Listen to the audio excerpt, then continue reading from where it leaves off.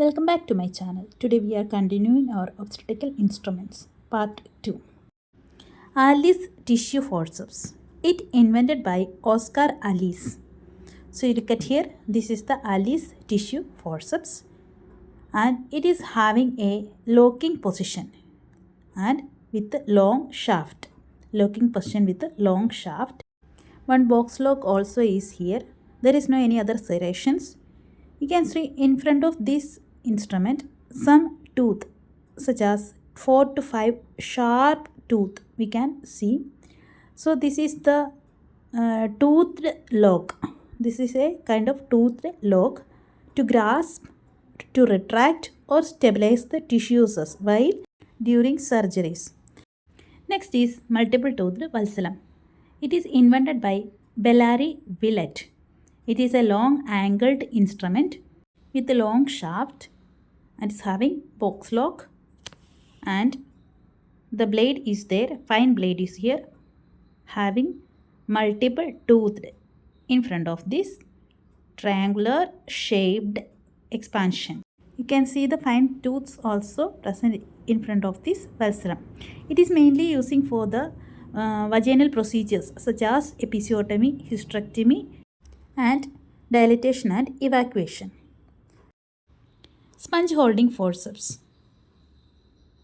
Here you can see it is having a locking system and long shank is here with box lock and shaft is here in front of this forceps. At the end of this shaft some serrations are present. So these serrations we are using for to the cleaning of vagina, perineum prior to the following delivery and antiseptic painting of the abdominal wall prior to the cesarean section and to catch and hold the membranes if it is threatens to tear during delivery of after births. Next instrument we are going to discuss about green Armitage forceps. This forceps is invented by Dr. Vivian Green Armitage. Here it is having a long shaft and shank with a locking handle and in front of this shank you can see the serrations with a wide blades having horizontal serrations and locking ring handles.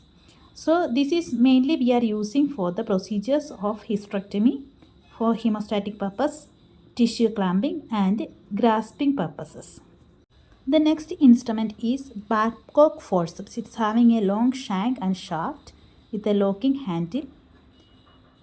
ring handles and there is no any other serrations are present you can see and it is having a circumferential jaws. It is having a circumferential jaws to using for the grasp, hold and encircle delicate tissues and structures during the surgical procedures. So this is about Babcock forceps. Next one is uterine sound. It is an olive pointed, graduated, malleable, metallic uterine sound. So here you can see some numbers are written behind this uterine sound using to measure the uterine length and to know the position of the uterus and the length of the uterine cavity prior to the dilatation of the cervix in D and E operations. And it is also using for to detect any foreign bodies, that means IUCD inside the uterus. Next, it is a small and cute instrument. I like this one very much. So this is known as mosquito forceps. We can hold this forceps inside our palm like this. This must only the length of this forceps. So it is having locking system. Rackets are present here and it's having a shank, box lock and small serrations are present here. So mainly we are using this instrument for the clamping of small arteries and veins. Same as like we are going to discuss about another one. You can see the differences between this mosquito forceps and the long straight hemostatic forceps. So it is little bit long. This is the long straight hemostatic forceps. It is also having the locking system and long shank and you can see the serrations in front of this shank regions also. Next is the same instrument. You can see the same as but only the difference is it is having a curve like structure in the shaft area.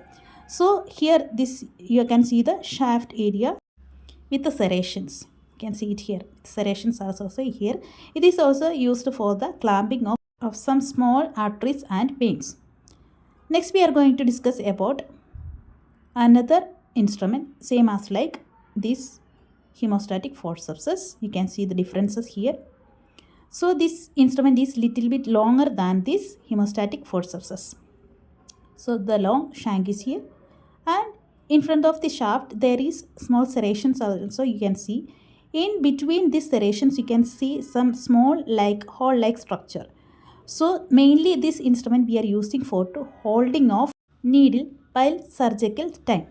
Next one is we are going to discuss about straight coach's forceps. You can see the straight coach's forceps. It is having a long shank and shaft, and in front of this shaft there is, you can see the serrations are present here, but only the differences is in front of this shaft you can see the small teeth like structure. You can see the small teeth like structure in front of these serrations. So this is long straight coach's forceps. So same as like this coach's forceps we are having another one, that is only the differences is that is having a curve like structure. So here you can see the tooth, it is having a curve like the structure.